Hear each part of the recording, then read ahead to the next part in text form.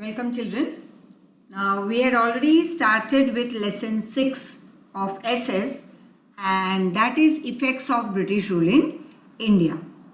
Now a just small, like I can say, brush up or a recap of what we had done in the first part of this chapter, because in between there you had a day holiday, Raksha Bandhan enjoyment and all.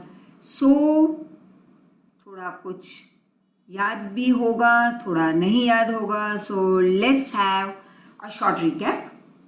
Now, here we saw how Aruna, the mother, and her daughter Purva, they both are doing their own work, and suddenly Purva, when listening to the mother about the words like revolution in Libya, she's asking her mother what is called revolt and why do people revolt. तो यहाँ पे revolt, that is when you are not fighting with a weapon जैसे तलवार या कुछ revolver लेके कोई खड़ा हो गया, उसे हम रिवोल्ट नहीं कहते. Revolt could be in a form of, I give you example that what ever, suppose कि डिनर में आज कुछ बना है या बनने जा रहा है जो तुम्हें पसंद ना हो और फिर वो बन भी चुका है. Now there is no other option, तो तुम कैसे रिवोल्ट करोगे? खाना ही नहीं खाओगे, मुंह फुला के बैठ जाओगे. एंड और there are many things which you are asking for but you are not provided because your parents know better than you कि भाई वो तुम्हारे लिए ठीक है या नहीं है. और अगर ठीक नहीं है और उन्होंने नहीं किया वो तुम्हारा काम या नहीं दिलाई वो चीज़ तुम्हारे लिए, मुंह फुला के बैठोगे, खाना नहीं खाओगे. This is like in a short form you are revolting, क्योंकि तुम्हारी कोई चीज़ जो तुम मांग रहे हो वो सेटिस्फाई नहीं हो रही. सो ये ह्यूमन मेंटालिटी है कि वो रिवोल्ट करते हैं. वैसे ही ब्रिटिश रूल के under we were not getting the necessities जो इंडिया को माना जाता था सोने की चिड़िया world over. It was so famous for agriculture, for textile and cottage industries, lot many things. Production techniques, मतलब methods of production were unique, unmatched था वर्ल्ड में. कोई भी कंट्री के पास ये नहीं चीज़ें थी जो इंडिया के पास था. तो India was considered as very very very rich and no comparison with any other country on the planet. But it so happen कि ब्रिटिशर के आने के बाद कुछ 190-200 ईयर्स के उनके रूल में directly indirectly they rule on us for this many years.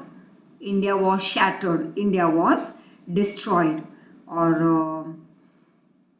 वो हमसे ले जाते थे रॉ मटेरियल और अपने यहाँ उनकी कंट्री में ऑलरेडी इंडस्ट्रियल रिवॉल्यूशन आ चुका था. मतलब कि बड़ी बड़ी मशीनें लग गई थी, फैक्ट्रीज थे, इंडस्ट्रीज थी. तो वहाँ पे हमारा रॉ मटेरियल यूज़ करके फिनिश्ड प्रोडक्ट बनाते, मतलब हमसे सस्ता उठाना, फिर वही फिनिश्ड प्रोडक्ट आके हमें बेचना महंगे दाम में. तो एट द एंड लॉस में कौन था? We, right, that is Indians. Then I told you कि आसपास के गांव तो कोई तुम नहीं जा पाओगे, ना तुम तुम्हारे गांव जा पाओगे. तो ठीक है, कहीं पे just you can ask your parents or you yourself must have seen somewhere कि कौन कौन से रॉ मटेरियल हमें विलेज से सप्लाई हो रहे हैं. तो आई वुड से फर्स्ट ऑफ ऑल मिल्क. फिर वो सिटी में जाएगा जहाँ पे बड़ी इंडस्ट्रीज लगी है, like Amul dairy, Sumul dairy, mothers dairy. जहाँ कहीं पे भी ये टाउन में, सिटी नहीं तो टाउन में ये जो डेयरीज हैं वहाँ पे मिल्क भेजा जाता है फ्रॉम विलेज. सो मिल्क में से फिर बनेगा क्या? Chocolates and shrikhand and paneer and cheese, बहुत सारी चीज़ें बनती हैं.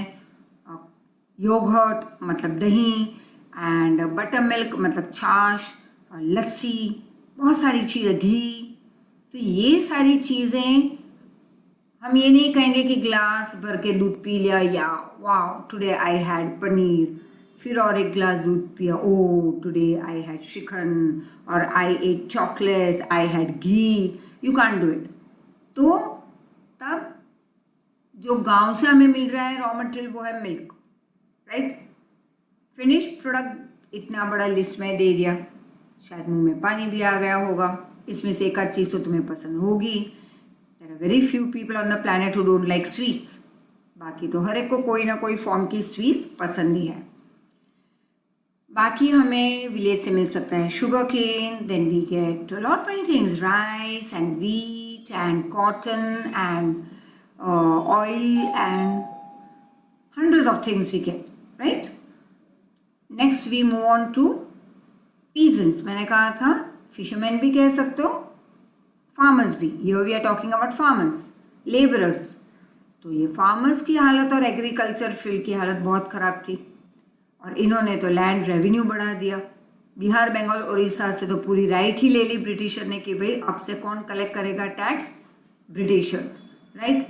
फार्मर्स बेचारे एक्सप्लॉइट होते गए and they became poor and poor day by day. At the end of the day वो रेवेन्यू मतलब टैक्स पे करने के लिए वो लोग लोन लेते थे ज़मींदार के पास और वो लोन चुकाने के लिए at the end of the day वो लोग या तो अपनी छोटी मोटी जो भी ज्वेलरी पड़ी होती उसे बेच देते या फिर ज़मीन बेच देते, राइट? फिर बंगाल में फेमाइन आया 1770 में तो लोग मरने लगे स्टार्वेशन की वजह से. Then came governor general lord Cornwallis. वो एक टॉर्चर वाला एक एक्ट लिया है, permanent settlement act, to collect the revenue. और इस हिसाब से तो पूरे साल का मतलब एनुअल बेसिस पे उन्होंने फिक्स कर दिया कि पूरे साल का इतना टैक्स हर एक को भरना है, right? Farmers will have to pay tax accordingly, लेकिन साल का फिक्स, बारिश हो या ना हो, क्रॉप्स ग्रो करते हैं या नहीं करते हैं. बारिश ना होने की वजह से शायद ना ग्रो हो, शायद नहीं ग्रो होंगे ही नहीं अच्छे से. बहुत बारिश आई, फ्लड आया, ग्रो हुए क्रॉप्स डिस्ट्रॉय हो गए, जो भी रीज़न हो दे हैव टू पे ईयरली टैक्स. जैसे तुम स्कूल कभी जाओ ना जाओ, छुट्टी ली बीच में, पेट में दर्द हुआ, मम्मी आज स्कूल नहीं जाएंगे, तो उस एक दिन की फीस तुम्हारी कट करके स्कूल वाले वापस नहीं देंगे. यू हैव टू पे फिक्स्ड एनुअल फीस, पूरे साल की फिक्स होती है. फर्स्ट स्टैंडर्ड की इतनी, 10th स्टैंडर्ड की इतनी, 6th स्टैंडर्ड की, 8th स्टैंडर्ड की, so is different for different standard and we have to pay it, right? अब तुम थोड़े दिन नहीं गए, 15 दिन, तो 15 दिन के माइनस करके पैसे वो वापस नहीं देंगे स्कूल वाले. दैट इज, इसमें इनको ज़्यादा फायदा दिख रहा था ब्रिटिशर्स को, तो पूरे साल का एक फिक्स अमाउंट डाल दिया. ज़मींदार हो गए. बीच में मैंने बताया था ब्रिटिशर डायरेक्टली नहीं जाते थे फार्मर के पास, वो कलेक्ट करते थे. किसको कहते थे? ज़मींदार को. ज़मींदार वॉज अ मिडिल मैन, वो तो पैसे वाला था. वो ब्रिटिशर का काम करता, फार्मर के पास जाके लैंड रेवेन्यू कलेक्ट करता, that is tax, and give it to the britisher, और एक छोटा सा हिस्सा उसमें कमीशन भी मिल जाता है इस ज़मींदार को. और ये ज़मींदार बन गए बहुत ही loyal, honest towards the Britishers. So बेचारे एकदम दुखी दुखी, ये बेचारा टेंशन में बैठा हुआ है. लेडी बेचारी टेंशन में, क्या करे अब, ये सब टेंशन में है बेचारे, right? This all are in tension and this one is enjoying, a big big big man, right? That is lord Cornwallis. Then अब इसकी सोशल लाइफ पे क्या असर हुई? तो सोशल लाइफ में ये हुआ कि जो विलेज खुद पे डिपेंडेंट हुआ करते थे, चलो छोटी मोटी चीज़ें चाहिए थी तो पास के अपने जैसे छोटे से गांव के पास जाके ले आते, उनके पास नहीं था, वो खुद उनको देते. खुद हर एक गांव की एक कोर्ट होती, कोर्ट मतलब ग्राम पंचायत, जहाँ पे मुखिया होते, बड़े लोग होते, समझदार लोग. किसी के घर का प्रॉब्लम हो या कहीं पे कुछ भी गांव का छोटा मोटा प्रॉब्लम हो तो ये मुखिया और जो एक ग्रुप उनका बनता, पंचायत, राइट? तो वो बैठ के डिस्कस करते, प्रॉब्लम सॉल्व होती, कैसे विलेज को डेवलप करना है वो अपनी मीटिंग में वो भी डिसाइड करते. लेकिन ये सब चला गया, ब्रिटिशर ने अपने हाथ में ले लिया and new rules and regulation started coming in. और बहुत ब्रिटिशर के आने के भी बहुत साल पहले, शायद 200-300 साल पहले से, like there were many foreign tribes who came to India to capture India, right? उनको इंडिया को डिस्ट्रॉय करना था, उनको इंडिया को कैप्चर करना था. सल्तनत पीरियड में भी काफ़ी इंडिया को कैप्चर करने की कोशिश की गई एंड शायद कई लोग सक्सेस भी हुए. बट हुआ क्या, तब भी विलेजेस स्टेबल थे, गांव का मुखिया था, गांव डेवलप हो रहा था, गांव सेल्फ डिपेंडेंट था।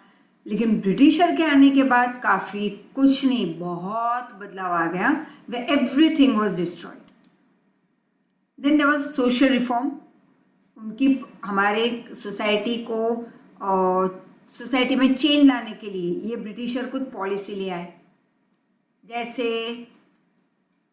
जो हिंदू थे या जो भी जैसे इंडियन जो मिलिट्री में थे, आर्मी में थे, रेलवे में थे, वो अगर एक रिवाज था, आज भी है कई घरों में। मैं देखती हूँ हमारे एक दो स्टूडेंट को that when they used to come to class, तो यहाँ पे बड़ा एक टीका करके आते, या कहीं पे ऐसे यू शेप में ऐसे, दैट इज कि हाँ वो मंदिर जाके आए हैं। कई लोग यहाँ पे येलो कलर का टीका करता है छोटा सा, so that is that it should be allowed. Is different religion and different format.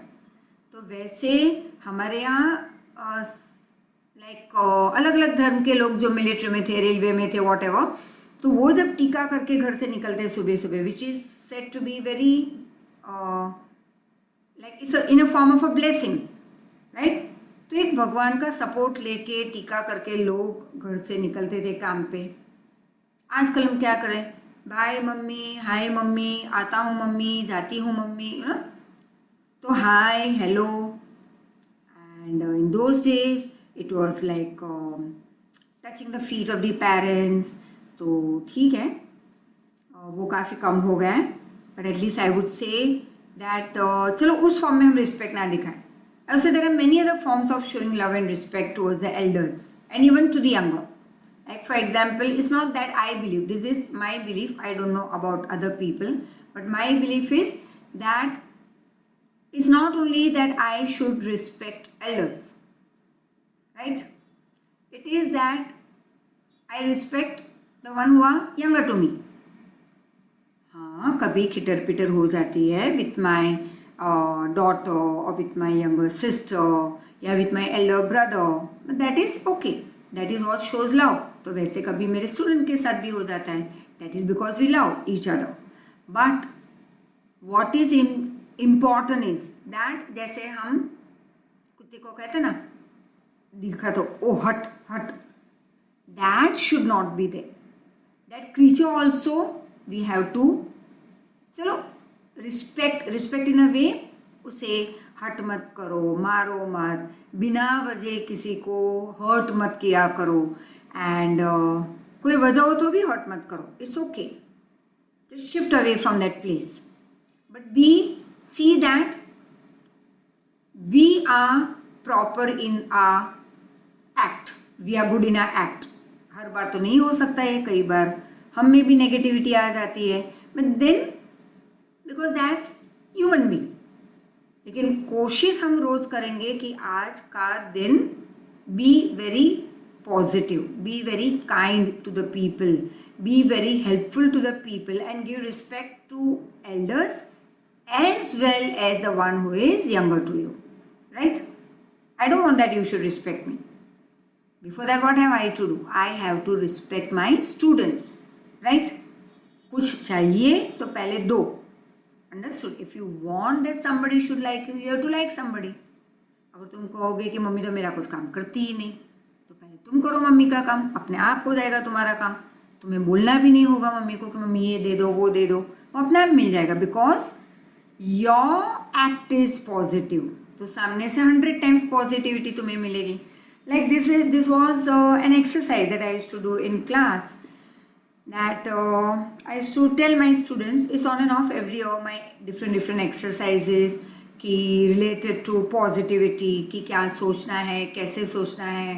And yes, 8th standard के बच्चे मेरे बहुत ही छोटे प्यारे बच्चे हैं, so I don't know whether you will understand it or not, but फिर भी छोटे बच्चे भी 8th के आजकल कुछ ज़्यादा होशियारी हैं, they understand lot many things। तो ये बात भी समझ में आ जाएगी what is positivity and what is negativity. Negativity is what, jealousy, hatred, anger and बहुत सारी नेगेटिव चीज़ें जो तुम्हें लाइफ में ऊपर नहीं आने देती, राइट? ये तो चाहिए, वो भी चाहिए, and like just not asking for, but ordering for something in the house and thinking that I am the best, I am the great, and बिना मेहनत के बहुत कुछ मांग लेना पढ़ाई के लिए, जैसे लॉट्स ऑफ परसेंटेज बट मेहनत ज़ीरो। तो बहुत सारी नेगेटिविटी है हमारे में, या हम कहेंगे कि सोच हमारी ठीक नहीं है, राइट। तो once again that's human being, तो उसके ऊपर हम एक एक्स्ट्रा लेक्चर कभी ले लेंगे, right. What to think, how to think, how to live the life. I am not 100% up to mark, but I have started this format 10-11 years back to move on this path, जहाँ पे बीच बीच में आ भी जाती है negativity, but then I am aware कि ये गलत है, चलो सीधे रास्ते पे चलो। फिर थोड़े दिन हुए, फिर कभी आ गई कोई ऐसी सोच विच मेक्स मी क्राई और which makes me feel sad, और maybe sometime I get angry नहीं होती ज़्यादा, except on 1 or 2 people in the family, but that's okay because that's my family।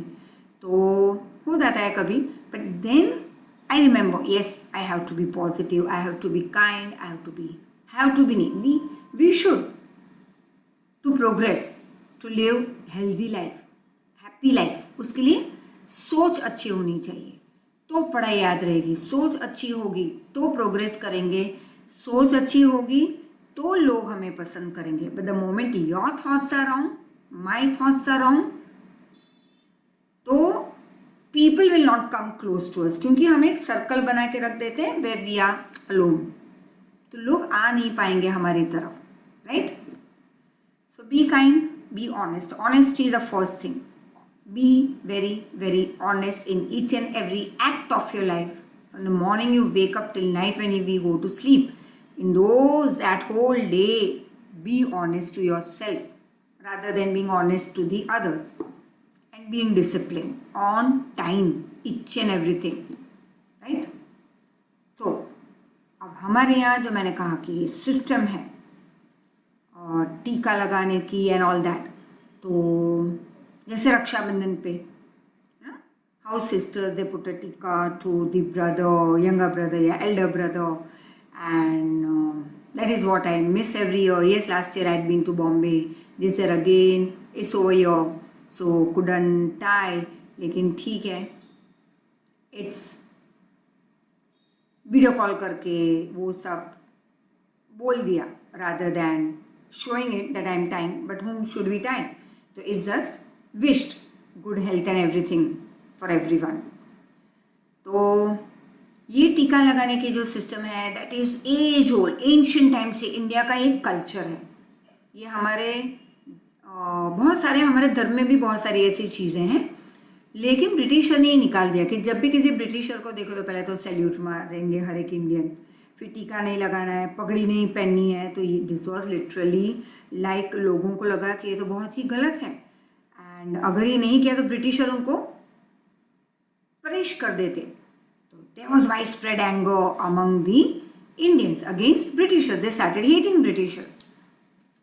फिर हमारे Indian trade and industries destroy होता गया, जैसे हमारे यहाँ का पूरा silk, jute, woollen, textile and muslin of Dhaka, सारी हैंडमेड प्रोडक्ट थी ये हमारी, और बाकी की चीज़ें जो हम बनाते थे वो था salt and saltpetre and sugar and gold and ये सब जब हम बेचते थे तो हम कहते थे कि हमें बिलियन मिलता था, मतलब huge amount of gold and silver.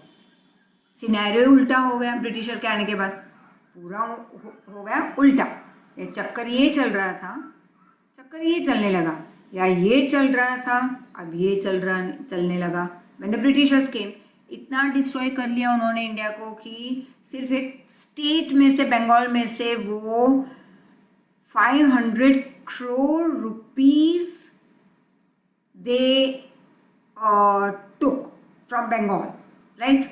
तो पूरे कंट्री का सोच लो कितनी वेल्थ उन्होंने हमसे ले जाके कलेक्ट कर ली, क्योंकि बंगाल से लोग टैक्स कलेक्ट करते थे एंड ऑल। फिर वो जो गोल्ड एंड सिल्वर मिलता था वो हमें मिलने की जगह पे ब्रिटिशर की तरफ शिफ्ट होने लगा। एंड देन देयर इज बेचारों की कंडीशन, नहीं देते थे टाइम पे तो मार मार के काम करवाते, प्रिजन में डाल देते, और जो भी मटेरियल हम अगर बनाते तो उस पर ह्यूज टैक्स लगता, लेकिन वो बना के लाते तो टैक्स कम लगता। तो वैसे भी हमारी चीज़ें उन्होंने हमें चांस ही नहीं दिया कि हम बना के हमारे लोगों को बेचें, क्योंकि उन्होंने टैक्स ही इतना लगा दिया था कि अगर हम हमारी बनाई प्रोडक्ट हमारे लोगों को इंडियन मार्केट में बेचने जाते तो what would happen, it would cost से 80 रुपीज़, तो हमें मुश्किल से 2-3 रुपये मिलते। वो बेचते थे वही प्रोडक्ट हमसे सस्ते में लेके खुद बना के हमारे लोगों को वापस इंडिया में आके वो बेचते तो 50 रुपये में या 20 रुपये में। तो नेचुरली हमारी इंडस्ट्रीज बंद होने लगी and this poor person tension में आ गया, करे तो क्या, राइट। बहुत सारे स्किल वर्कर्स थे, जैसे लुहार है या कॉटन बॉल्स जो साफ करके फिर उसमें से एक साफ सुथरी रुई को अलग करना, उसमें से फिर धागे बनाना एंड नॉट मेनी थिंग्स। फिर ये मिट्टी के बर्तन बनाने वाला, जूते बनाने वाला, एंड इसी की पिक पीछे हमने दी है यहाँ पे। So lot many skill workers became unemployed. Finally villages के सारे पुअर वर्कर्स और ज़्यादा गरीब होने लगे। Now we have to continue from here. Now when William Bentinck came to India, liberal thinking was getting strong hold in England. अब जब William Bentinck India में आए तब तक तो ऑलरेडी इंग्लैंड में कुछ उनकी जो सोच थी वो ज़्यादा फ्रीडम वाली बन रही थी, liberal thinking. Now see you have two types of teachers, एक बहुत स्ट्रिक्ट, एक लिबरल, मतलब ना गुस्सा करना, ना मारना, ना कुछ। एक जगह पे टीचर का गुस्सा जोरदार, ये तो करना ही है, क्यों ना करें, you know. And the other one says okay ठीक है, what's the matter, tell us why didn't you do it. एक प्यार से काम निकलवाना या से मार के काम निकलवाना। So there are two forms of people, तो दैट इज कॉल्ड लिबरल। तो लिबरल सोच मतलब बहुत ही broad minded. Narrow minded is ये नहीं करना है, वो करना है, ऐसे करो वैसे करो, ये कपड़े मत पहनो, वो नहीं, हमारे यहाँ ये होता है, आप तो ये नहीं कर रहे। Lot many as old ancient thoughts. हाँ, कई काम के भी हैं, कई हमें छोड़ने भी पड़ेंगे, because they are of they doesn't lead us towards progress. जैसे बिल्ली रास्ता काट गई, किसी ने पूछा कहाँ जा रहे हो, तो ओ बाबा अब मेरा काम नहीं होगा। This is what I told you कि एक घंटे का कभी मैं एक लेक्चर ले लूँगी related to your positivity, positive thoughts and all.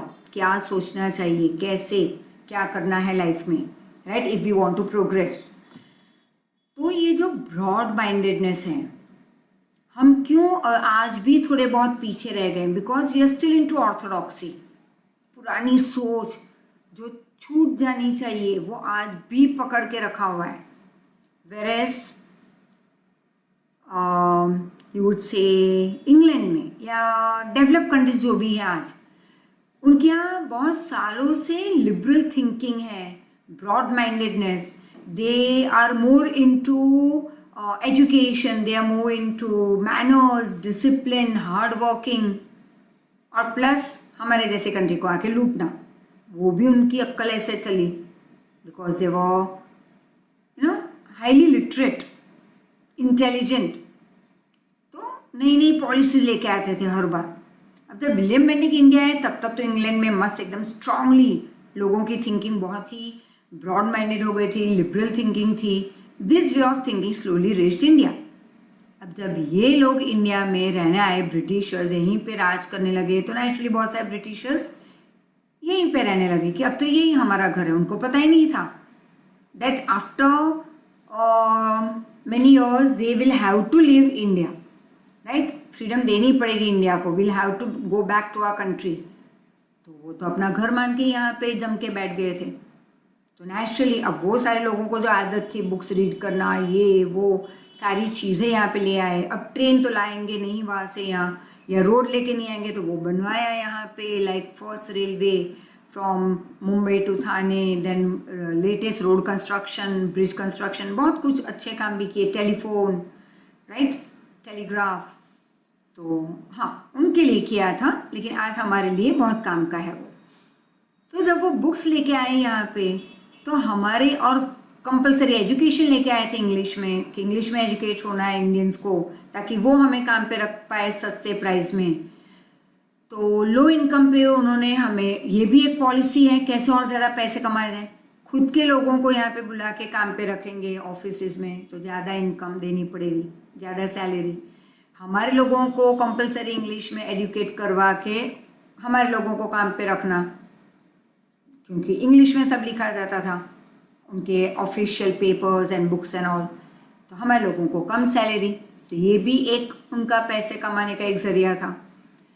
Now it so happen कि बहुत सारे हमारे लोग जो इंग्लिश में एजुकेटेड थे, तो उन्होंने ये सारी बुक्स रीड करना शुरू की जो यहाँ पे ऑलरेडी ब्रिटिशर ला के उन्होंने डाली थी। Maybe there were libraries and all settled. अब जब ये बुक रीड की तो हमारे लोगों ने देखा कि भाई वाह, like the thoughts that were presented in the book were all liberal, full of, you would say, development वाले thoughts थे, happy thoughts थे। For example, अगर मैं दुखी रहूँ, फिर अगर कोई मुझे कहे कि चलो भाई एक बुक लिख डालो, तो मैं बुक लिखने बैठती हूँ, लेकिन लाइफ लॉन्ग तो मैं दुखी रही हूँ, तो I am surrounded by all those things which doesn't keep me happy. तो अब मैं अगर बुक लिख रही हूँ तो बुक में लिखूँगी क्या? मेरी सोच, मेरे इमोशंस, मेरी फीलिंग्स, और मेरी फीलिंग्स और वो सब कैसे हैं? सैड। तो मेरी सारी कविताएं या stories I will write down sad form. अच्छा, if I am narrow minded, तो मेरी लिखाई जो बुक में स्टोरी लिखूंगी या आर्टिकल लिखूंगी या पोएम लिखूंगी, it will be based on narrow mindedness. तो इंग्लैंड में लोगों ने हमेशा फ्रीडम ही महसूस की है, उनको किसी ने कभी रूल नहीं किया। So they were like full of freedom and all, highly educated, broad minded, always in discipline, mannerisms.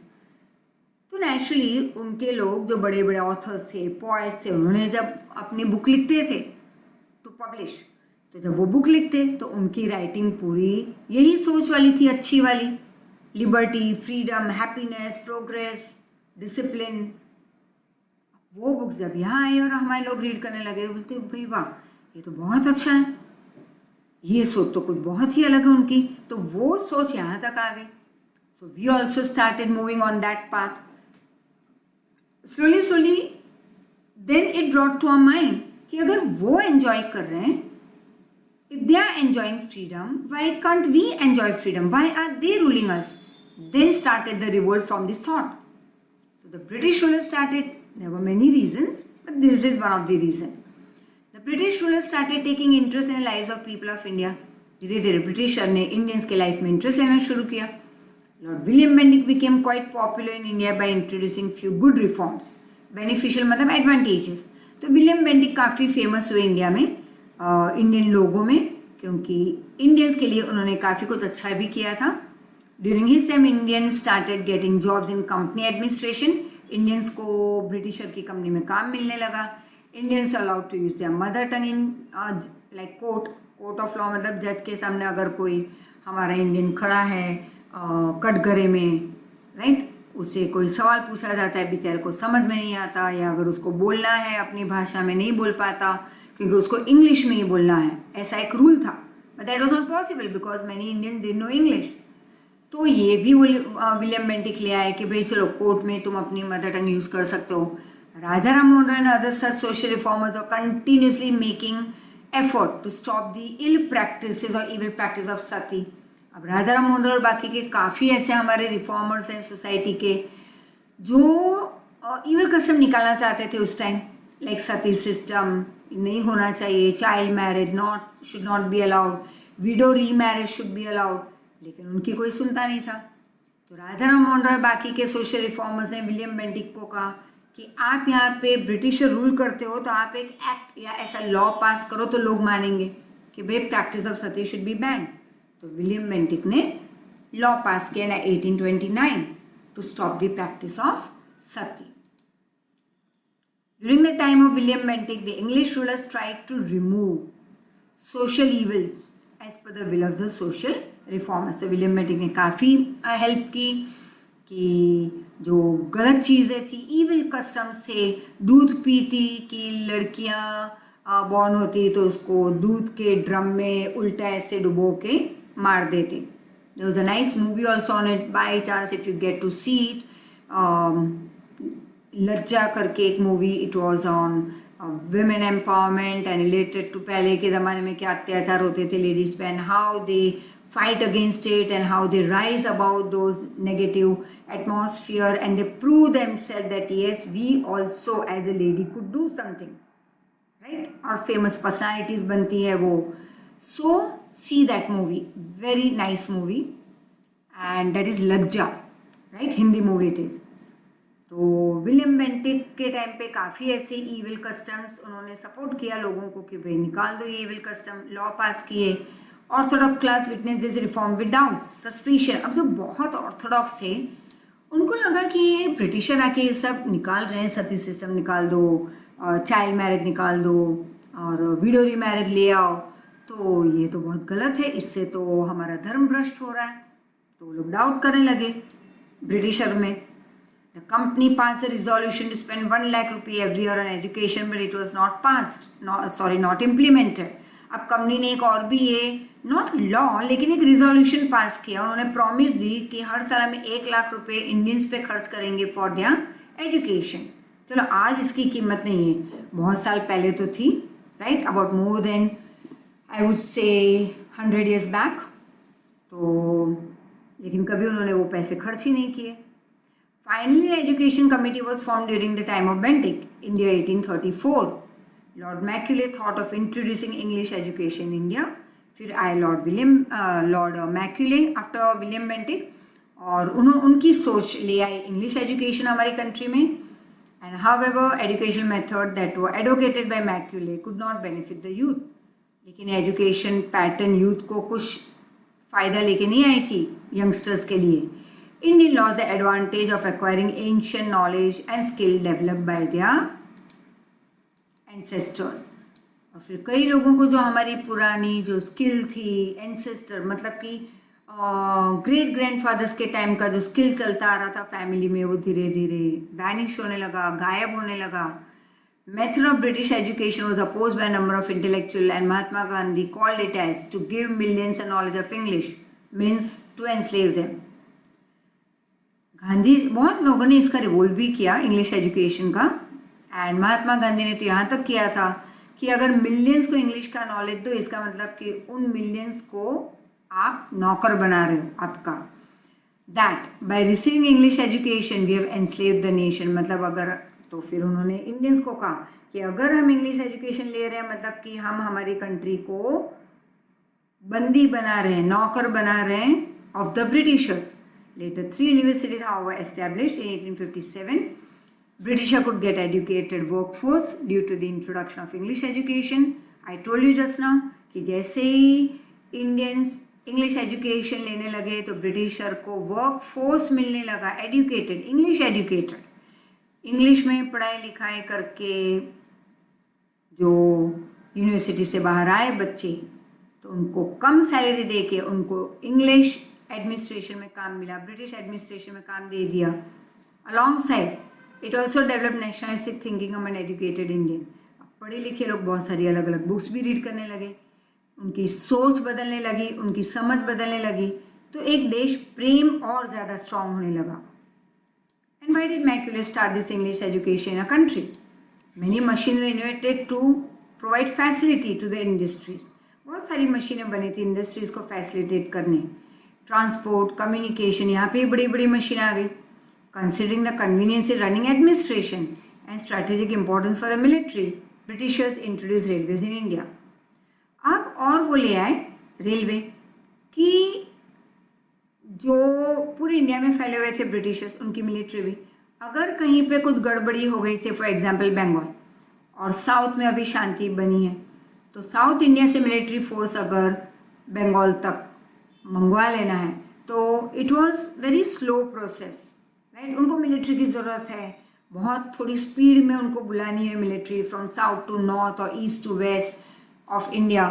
तो रेलवे ब्रिटिशर लेके आए, तो ये भी एक नया काम किया था उन्होंने. The first railway in India started between Mumbai and Thane in the 1853. In order to maintain effective control on the country and to exchange messages with the neighboring territories, modern methods of post and telegraph were introduced in India in 1854.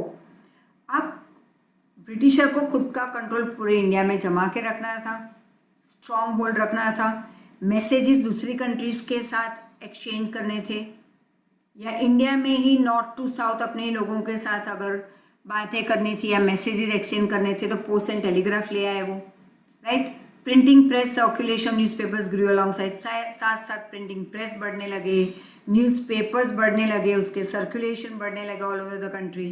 तो हमारे लोग जब ये newspaper read करते तो वो भी और ज़्यादा उनको पूरे वर्ल्ड की समझ आने लगी कि पूरा वर्ल्ड बहुत सारी जगह पे लोग एंजॉय कर रहे हैं freedom. We should also fight for our freedom. These reforms were actually for the convenience of the British rule in India. अब ये जो लेके आए post and telegraph and railway and English education, वो एक्चुअल में हमारे लिए तो था ही नहीं, वो उनके खुद के फायदे के लिए था, कन्वीनियंस के लिए था कि वो आसानी से वो अच्छे से काम कर पाए, right. But after many years it proved to be a blessing in disguise for the growth of nationalism in India. For example, I don't know, I just told you in a previous lecture also, or maybe in a few lectures back, that something that had happened 10-11 years back. तो कहीं पे I used to like I thought कि like I had become very physically very weak and तो थोड़ा खा के भी I was still being very not gaining weight and all. तो all were in tension, क्या होगा इसका, तो ये इतनी पतली होती जा रही है. And then it was everything so very healthy, everything good, but yet don't know the reason. So I used to eat lots of ghee, mithai, chocolates and all. फिर धीरे धीरे like the weight started increasing and everything was once again so very fine in that 1 or 2 months. But whatever that 1 or 2 months I was like डर में थी, चिंता में थी कि like what will happen, बहुत सारी सोच और एक डर and all these things. Today I think whatever happens for good. बहुत सारी चीज़ें ऐसी लाइफ में हुई है. This is just one small example, but बहुत सारी चीज़ें ऐसी हमारी लाइफ में होती है, तुम्हारे पेरेंट्स के लाइफ में होती होगी, दादा दादी नाना नानी की लाइफ में भी ऐसा हुआ होगा. व्हेन वी थिंक यार ये क्यों हमारे साथ हो रहा है, जैसे कोविड में कई लोग ऐसे सोच रहे हैं ये क्यों हमारे साथ ऐसे हुआ. जैसे कईयों के तो कोविड में भी काम चल रहे हैं, कईयों के बेचारे के थोड़े डाउन हो गए तो दे आर वेरी सैड. उनका I don't know how they must be maintaining their life and all, their house and all. तो लोग ये नेगेटिवली ले रहे हैं that why with us. But it's I always say it's okay. I also had face very very like down days, very downfall वाले days life में. As I told you 10-11 years back बहुत ही downfall आ गया था. somewhere in tuitions also we were like it was just starting, not 10 but maybe 15 years back it was just starting.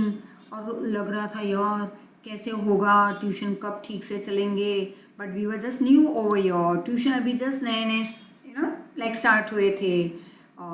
तो much in tension and all कि होगा नहीं होगा, सब कुछ ठीक होगा, घर चलेगा या नहीं, how will we move ahead in life.